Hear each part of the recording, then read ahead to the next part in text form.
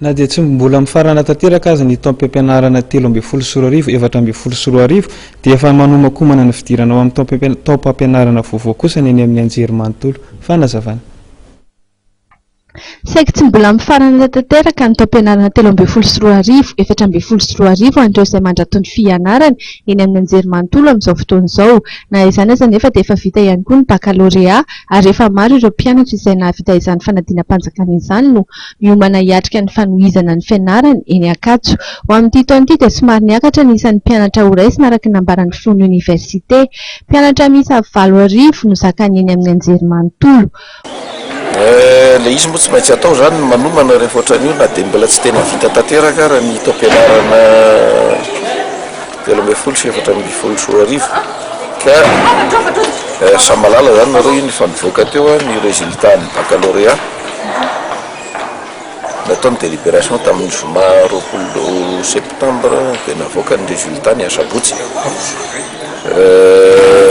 Manana bachelier vaovao zany tsika 29 000 mahery eo amin'izao fotoana fa toy ny efa filazainay hatramin'izay sy efa nisy tety amin'ny université capacité d'accueil ity tsy tody amin'izany 29 500 étudiants zany dia misy zany ireo testa samihafa concours d'entrée sélection de dossier ataon'ireo établissement fito sy efa fantatrareo ihany koa zany miampy ny makaty amin'ny institut Confucius tony ohatra sy ny université annexe any Antsirabe ka eo amin'ilay fampiarana ny LMD zany satria amin'iny ny ora eny amin'ny salle de classe somary midina dia tokony mba mety hiakatra kely amin'ity ny isan'ny mpianatra azo raisina.